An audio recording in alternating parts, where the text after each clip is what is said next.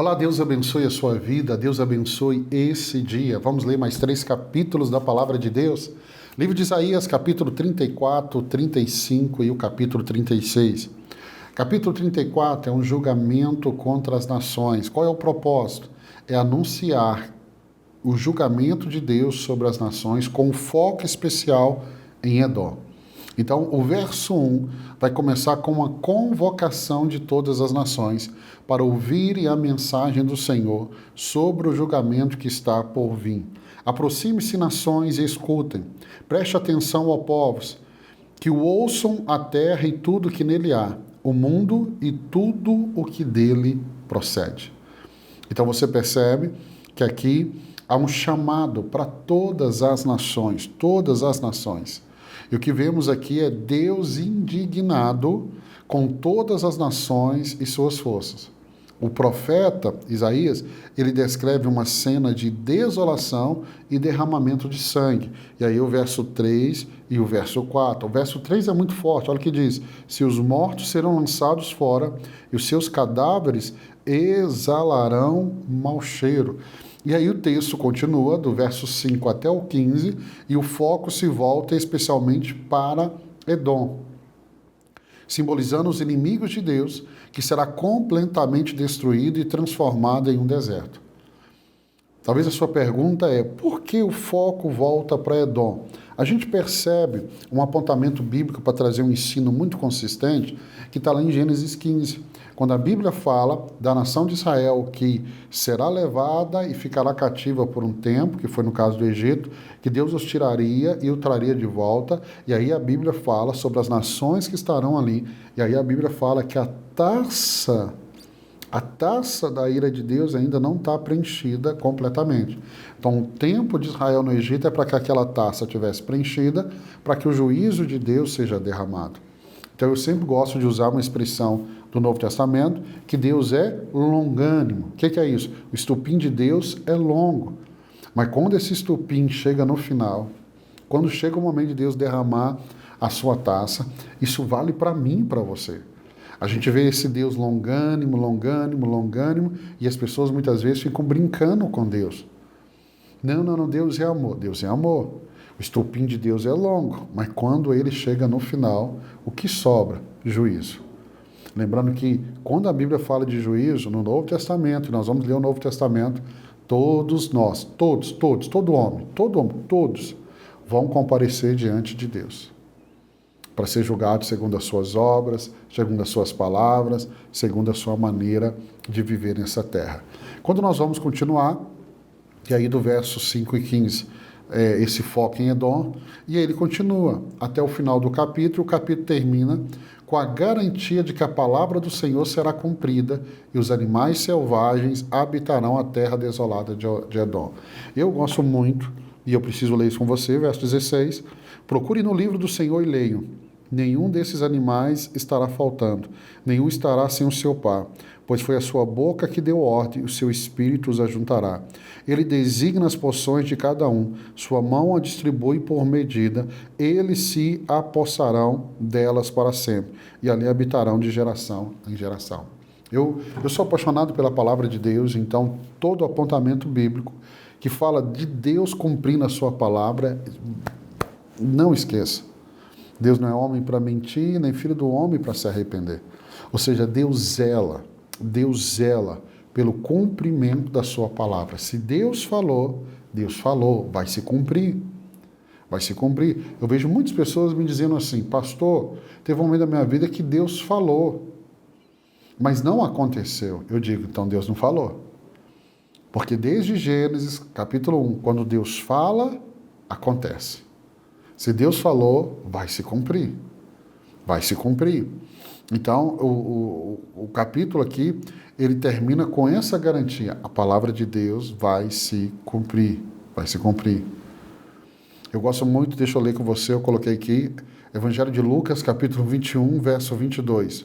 Jesus fala sobre os dias de vingança para que todas as coisas que estão escritas se cumpram. Ou seja, está escrito e veio da boca de Deus, vai se cumprir. Vamos para o capítulo 35, propósito. descrever a restauração e a alegria do povo de Deus após o julgamento. O capítulo 35 é um contraste brilhante com o capítulo anterior. Por quê?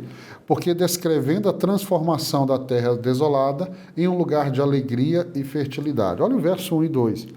O deserto e a terra ressequida se regozijarão. O ermo exultará e florescerá como a tulipa. Vamos lá no verso 2. Irromperá em flores, mostrará grande regozijo e cantará de alegria. A glória do Líbano lhe será dada, como também o resplendor do Carmelo de Saron. Verão a glória do Senhor, o resplendor do nosso Deus. Então, o capítulo 35, ele fala sobre a alegria dos redimidos. Se nós vimos o julgamento com ênfase em Edom, agora nós estamos vendo uma restauração. Graças a Deus. E aí, no verso 3 até o verso 6, Deus promete fortalecer os fracos e trazer cura aos enfermos. Então, nós vemos essa restauração de Deus e aqui essa promessa. Olha o verso 5. Então, os olhos dos cegos se abrirão e os ouvidos dos surdos se destamparão. Essa profecia aqui de que está acontecendo, a gente viu tão forte no ministério de Jesus. Tão forte no ministério de Jesus. Deixa eu ler aqui Mateus 11, verso 4 e 5. Jesus respondeu aos discípulos de João Batista, citando Isaías sobre os milagres e a restauração que realizaria. Mateus 11, 4 e 5 é o momento que João Batista está preso e ele manda os discípulos para perguntarem, é você mesmo? E aí Jesus lê a profecia de Isaías, que ele curaria os enfermos, abriria os olhos do cego, os ouvidos dos surdos. Isso é muito, muito lindo. Do verso 7 ao verso 10 do capítulo 35, as águas brotarão no deserto e um caminho santo será estabelecido para os redimidos do Senhor, onde não haverá mais perigo ou tristeza.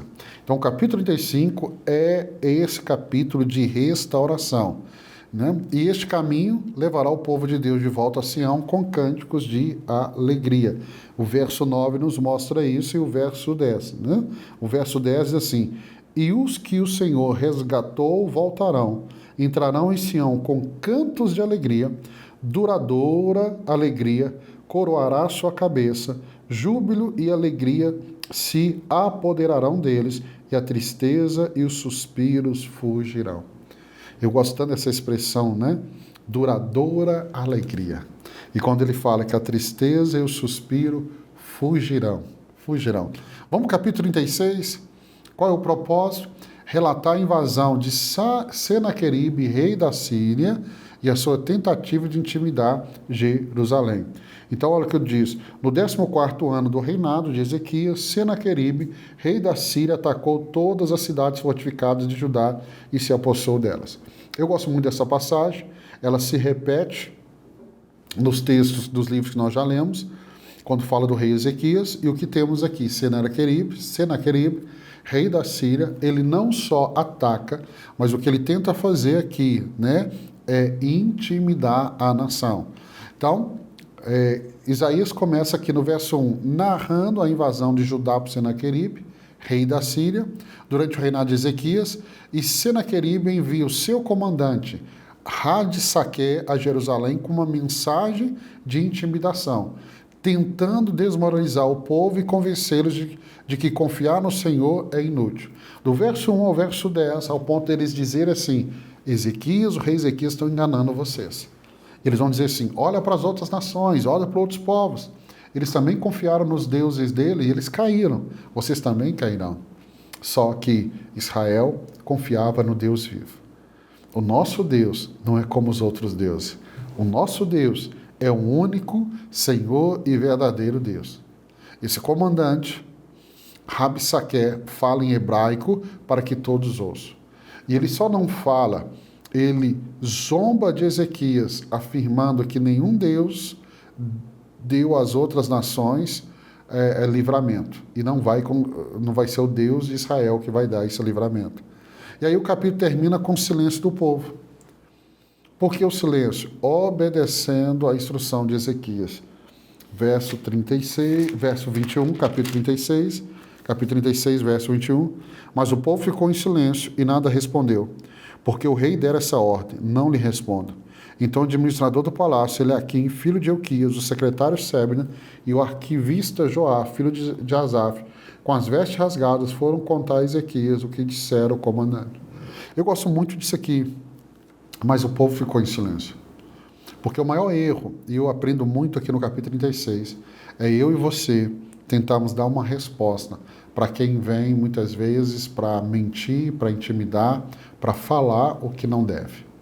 Então, muitas vezes, a melhor resposta é o silêncio.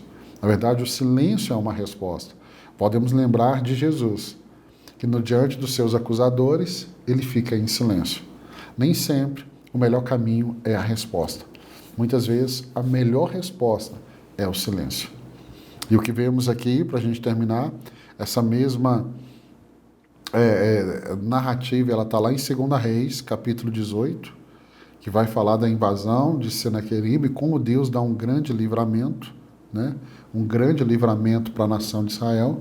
Por quê? Porque Ezequias, como autoridade, como rei, foi o primeiro a ir para a casa do Senhor, orar e colocar diante de Deus a afronta do inimigo contra ele.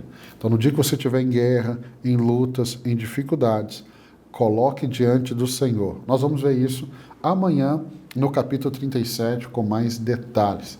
Vamos ler o capítulo 37, 38 e 39. Quero abençoar a sua vida, abençoar o seu dia e, se Deus permitir, eu te encontro aqui amanhã para mais uma leitura bíblica. Deus te abençoe.